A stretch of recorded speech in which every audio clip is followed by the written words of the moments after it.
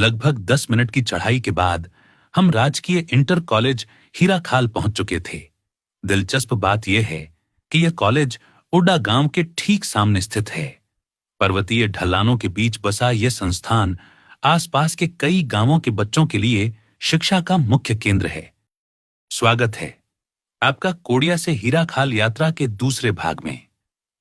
पहले भाग में हमने कोडिया फॉरेस्ट चेक पोस्ट से मां विंध्यवासिनी तक की राह दिखाई थी, और अब आगे जो आप देखने वाले हैं वह सिर्फ पहाड़ों की सुंदरता नहीं बल्कि एक अनसुनी सच्चाई भी है।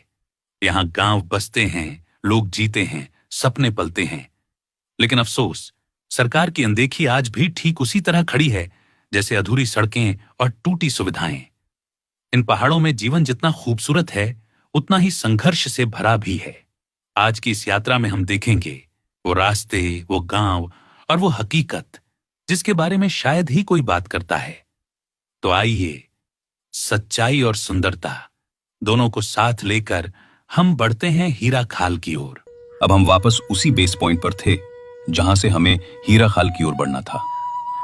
मन में एक अनोखा उत्साह था क्योंकि इस रास्ते पर मैं पहली बार जाने वाला था। हर कदम के साथ जिज्ञासा और खुशी दोनों बढ़ती जा रही थी, मानो कोई नया अध्याय हमारी यात्रा में खुलने वाला हो। सड़क अब धीरे धीरे ऊपर की ओर बढ़ने लगी थी। हर मोड़ पर दृश्य बदलता जा रहा था। कभी नीचे गहरी घाटियां झांकती तो कभी सामने फैले पहाड़ अपने पूरे वैभव के साथ खड़े दिखाई देते। धूप बादलों के बीच से छनकर जब इन पहाड़ियों पर पड़ती तो हर पेड़, हर पत्ती सोने सी चमकने लगती। नीचे बहती नदी अब छोटी सी रेखा सी दिखाई दे रही थी, जिसका कलकल स्वर अब दूर से एक मधुर गूंज बन गया था। ये पूरा दृश्य किसी जीवंत चित्र जैसा था, शांत, विस्तृत और अत्यंत मनमोहक।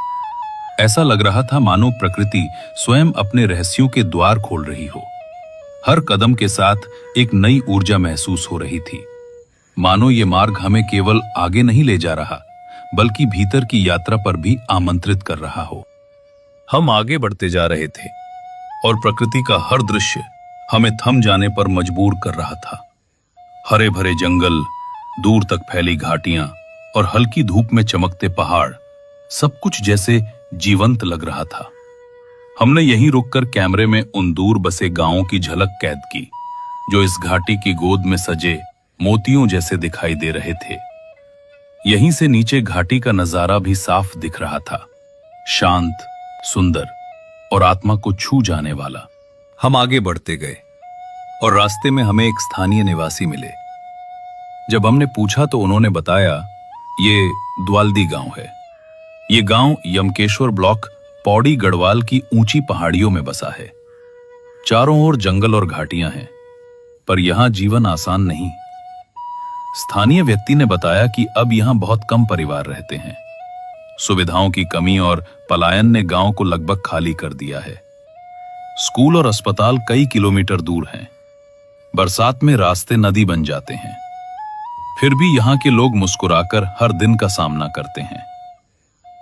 प्रकृति ने इस जगह को सुंदरता दी है, पर विकास की किरण अभी पूरी तरह यहां तक नहीं पहुंची। हमारा सफर अब बुकंडी की ओर बढ़ा, एक छोटा सा शांत और सुंदर गांव जो पहाड़ की गोद में बसा है। रास्ता संकरा था, लेकिन हर मोड़ पर प्रकृति अपने नए रंग दिखा रही थी। हरे भरे जंगल, ठंडी हवा और घाटी का अद्भुत नजारा। थोड़ी दूर चलने पर हम पहुंचे गांव बुकुंदी। यहाँ के लोग सादगी से भरा जीवन जीते हैं। कृषि और पशुपालन उनकी मुख्य आजीविका है, पर सुविधाओं की कमी साफ दिखाई देती है। स्कूल और अस्पताल कई किलोमीटर दूर हैं, जिससे बच्चों की पढ़ाई और लोगों की जिंदगी दोनों कठिन हो जाती हैं। कहा जाता है कि कभी यह गांव चहल पहल से भरा था, लेकिन अब कई घर खाली हैं। पलायन की छाया यहां भी फैल चुकी है। फिर भी इस गांव में एक अनोखी शांति है, एक अपनापन है जो कहीं और नहीं मिलता। बुकुंदी की सुंदरता शब्दों से नहीं बल्कि उस एहसास से बयां होती है जो यहाँ की हवा, पेड़ और पहाड़ हर यात्री को दे जाते हैं। थोड़ी दूर आगे बढ़ने पर जब हमने नीचे की ओर नजर डाली तो घाटी के बीच बसा गुजराड़ी गांव दिखाई दिया। छोटे छोटे घर, खेतों की हरियाली और पहाड़ों के बीच उसकी शांत बसावट, मानो प्रकृति ने खुद उसे अपने आंचल में सजा रखा हो। यहां से दूर दूर तक फैले पहाड़ी गांव साफ दिखाई दे रहे थे, हर बस्ती अपनी कहानी कहती हुई, बादलों और धूप के खेल में लिपटी हुई। सचमुच दृश्य इतना मनमोहक था कि कदम कुछ पल के लिए ठहर गए, किंतु यात्रा रुकने के लिए नहीं थी। हम फिर आगे बढ़े, अपने अगले पड़ाव तिमली की ओर। थोड़ी ही देर में हम तिमली गांव पहुंच गए, एक सुंदर शांत बस्ती जो ऊंची पहाड़ियों के बीच बसी है। जंगल के बीच नहीं, बल्कि प्रकृति की खुली गोद में, जहां से घाटियों का हर दृश्य जीवंत लगता है। 2011 की जनगणना के अनुसार यहां कुल आबादी लगभग 197 है, लगभग 105 पुरुष और 92 महिलाएं। गांव का क्षेत्र लगभग 640 हेक्टेयर में फैला है और साक्षरता दर करीब 74% है, जो इस क्षेत्र के लिए उल्लेखनीय है। लेकिन इस सुंदरता के पीछे एक सच्चाई भी है, यहां पहुंच पाना आसान नहीं। कच्चे रास्ते, दूर बसे स्कूल और अस्पताल इन लोगों के दैनिक जीवन को कठिन बनाते हैं। फिर भी इनकी सादगी, अपनापन और आत्मनिर्भरता इस गांव को वास्तव में विशेष बनाते हैं। तिमली जहां हर सुबह उम्मीद की नई किरण के साथ शुरू होती है। तिमली गांव पार करते ही एक दृश्य ने ध्यान खींच लिया। सामने जो संपत्ति दिखाई दे रही है, सुना है कि ये किसी बाहरी व्यक्ति ने खरीदी है। स्थानीय लोगों के अनुसार वो यहाँ के निवासियों को अक्सर परेशान करता है। ये सोचने वाली बात है कि इस शांत सुंदर घाटी में कोई बाहरी व्यक्ति आकर यहाँ के लोगों के जीवन में असहजता पैदा करे। और इससे भी बड़ी चिंता ये है कि आखिर क्यों यहाँ के लोग अपनी जमीनें बेचने को मजबूर हो रहे हैं। क्या कारण है कि जो भूमि इनके पूर्वजों की पहचान थी, वो अब धीरे धीरे किसी और की हो रही है। शायद इसका जवाब छिपा है यहाँ की कठिनाइयों में, सुविधाओं की कमी, सड़कों का अभाव और शासन की उपेक्षा। प्रकृति ने इस जगह को स्वर्ग बनाया, पर इंसानी उदासीनता ने इसे संघर्ष का प्रतीक बना दिया। खैर, हम आगे बढ़ते रहे और पहुंचे अपने अगले पड़ाव उड्डा गांव में। उड्डा गांव शांत पहाड़ियों की गोद में बसा एक छोटा सा सुंदर गांव है। कभी यहाँ की गलियों में बच्चों की खिलखिलाहट गूंजती थी, खेतों में लोगों की रौनक थी। समय के साथ बहुत कुछ बदला, पर इस मिट्टी की सादगी और अपनापन आज भी जिंदा है। 2011 की जनगणना के अनुसार इस गांव की आबादी लगभग 301 लोग है, जिनमें 170 पुरुष और 131 महिलाएं हैं। यहाँ की साक्षरता दर लगभग 77% है, जो पहाड़ी इलाकों के लिए गर्व की बात है। पुरुष साक्षरता करीब 88% और महिला साक्षरता लगभग 61% दर्ज की गई है। यहाँ के लोग मुख्य रूप से खेती और पशुपालन पर निर्भर हैं। शिक्षा की सुविधा अपेक्षाकृत बेहतर है, क्योंकि स्कूल और कॉलेज पास ही हैं, जिससे नई पीढ़ी के कदम आगे बढ़ रहे हैं। भूगोल की दृष्टि से यह गांव ढलवां पहाड़ियों पर बसा है, जहां हर मोड़ से घाटी का मनमोहक दृश्य दिखाई देता है। बरसात के दिनों में रास्ते कठिन हो जाते हैं, लेकिन यहाँ के लोग मुस्कुराकर हर मुश्किल का सामना करते हैं। सड़क घूमकर आगे बढ़ती है और हम पहुंच चुके हैं अपने आखिरी पड़ाव राजकीय इंटर कॉलेज हीरा खाल में। सड़क से अब राजकीय इंटर कॉलेज हीरा खाल तक का रास्ता पैदल ही तय करना होता है, लगभग 500 मीटर की चढ़ाई। हम इस चढ़ाई पर धीरे धीरे ऊपर बढ़ते गए। हर कदम के साथ मन में उत्साह और खुशी बढ़ती जा रही थी, क्योंकि अब हम अपनी मंजिल के बेहद करीब पहुंच चुके थे। चारों ओर पहाड़ियों की शांत सुंदरता और ठंडी हवा इस यात्रा को और भी यादगार बना रही थी। लगभग 10 मिनट की चढ़ाई के बाद हम राजकीय इंटर कॉलेज हीरा खाल पहुंच चुके थे। दिलचस्प बात यह है कि यह कॉलेज उड्डा गांव के ठीक सामने स्थित है। पर्वतीय ढलानों के बीच बसा यह संस्थान आसपास के कई गांवों के बच्चों के लिए शिक्षा का मुख्य केंद्र है। यहीं से कई छात्र अपनी आगे की पढ़ाई के लिए नए रास्तों की ओर बढ़ते हैं। यही जगह इस पूरे क्षेत्र की शिक्षा यात्रा का आधार बनती है। ये पल सचमुच सुकून भरा था। लंबे सफर की थकान मानो हवा में घुल गई हो। ऊंचाई से दिखती घाटी का दृश्य मन को मोह लेने वाला था, पर भीतर एक संतोष था कि हमारी यह यात्रा अपने अंतिम पड़ाव तक पहुंच चुकी है। स्थानीय लोगों के अनुसार यह कॉलेज कई दशक पहले स्थापित हुआ था। उस समय जब यहां तक पहुंचना अपने आप में एक साहसिक यात्रा हुआ करती थी। आज भी सैकड़ों विद्यार्थी रोज इन पत्थरीले रास्तों को पार कर पैदल यहां पहुंचते हैं। थकान उनके कदमों में जरूर होती है, पर आंखों में केवल एक ही चमक, सीखने की।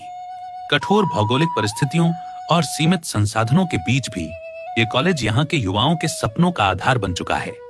इन पहाड़ों की ऊंचाइयों में जैसे शिक्षा ने अपनी जड़ें जमा ली हों।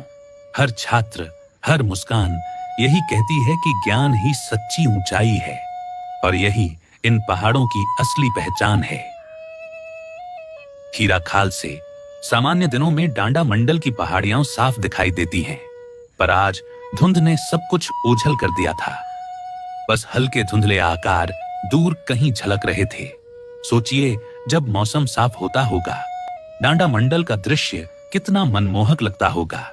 हीरा खाल की ऊंचाई से नीचे नजर डालो तो सामने की पहाड़ी पर बसा दिखता है सिलसारी गांव। एक शांत, सुंदर लेकिन कठिन जिंदगी जीता गांव, जहां आज भी सड़क नहीं पहुंची है। यहां तक पहुंचने के लिए लोगों को तंग पहाड़ी पगडंडियों से गुजरना पड़ता है, सामान कंधों पर और मन में उम्मीद लेकर।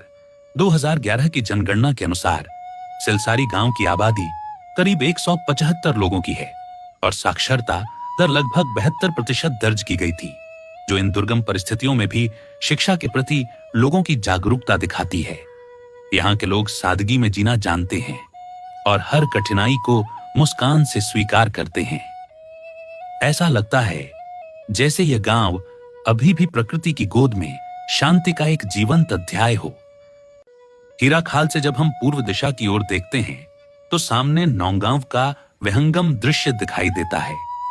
सूरज की हल्की किरणें पहाड़ियों पर बिखरी हुई थीं और पूरा दृश्य मानो किसी चित्रकार की कूची से बना हुआ प्रतीत हो रहा था।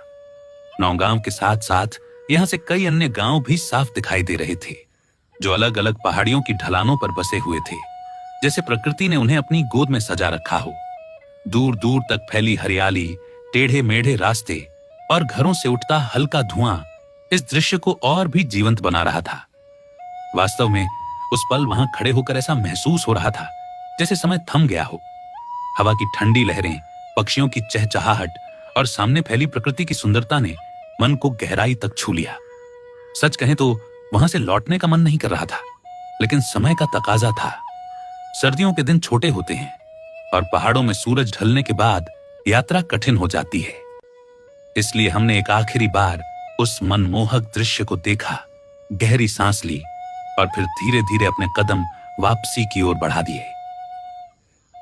यह थी हमारी यात्रा फॉरेस्ट चेक पोस्ट कोडिया से लेकर राजकीय इंटर कॉलेज हीरा खाल तक की। एक ऐसी यात्रा जिसने हमें न केवल पहाड़ों की सुंदरता दिखाई, बल्कि उन लोगों की सच्चाई भी महसूस कराई, जो अब भी इन कठिन रास्तों में उम्मीद के दीप जलाए हुए हैं। ये सफर सिर्फ रास्तों का नहीं था, ये उन अनसुनी कहानियों का सफर था जो हर घाटी, हर पेड़, हर घर में सांस लेती हैं। यहाँ के लोग भले ही सुविधाओं से दूर हैं, पर उनके भीतर अपार आत्मबल, प्रेम और प्रकृति के प्रति गहरा सम्मान है। वे संघर्षों के बीच भी मुस्कुराते हैं और अपने सरल जीवन से हमें सिखाते हैं कि सुख सुविधा में नहीं, संतोष में है। हमारा निवेदन है सरकार से कि पहाड़ों की राजनीति छोड़कर यहाँ के लोगों के साथ खड़े हों, उनका सहयोग करें, उन्हें बुनियादी सुविधाएं, शिक्षा, स्वास्थ्य और रोजगार के अवसर प्रदान करें। सरकारी योजनाएं इन ऊंचाइयों तक भी पहुंचे ताकि यहाँ के लोग भी सम्मान और सुविधा के साथ जीवन जी सकें। ये वीडियो सिर्फ एक यात्रा नहीं, बल्कि एक आवाज है उन लोगों की जो इन पर्वतों के बीच रहकर भी अपने देश की आत्मा को संजोए हुए हैं। क्योंकि जब तक ये पहाड़ और इनके लोग जीवित हैं, तब तक हमारी संस्कृति, हमारी सांसें और हमारी पहचान भी जीवित रहेंगी। आइए हम सब मिलकर यह संकल्प लें कि प्रकृति की रक्षा करेंगे, ग्रामीण जीवन को सम्मान देंगे और उन रास्तों तक रोशनी पहुंचाएंगे जहां आज भी अंधेरा है। यदि आप चाहते हैं कि मैं इस पहल को आगे भी जारी रखूं, तो मेरे फेसबुक पेज को फॉलो करें और यूट्यूब चैनल को सब्सक्राइब करें। मिलते हैं अगले वीडियो में एक और सच्चाई, एक और कहानी के साथ। जय पहाड़, जय उत्तराखंड।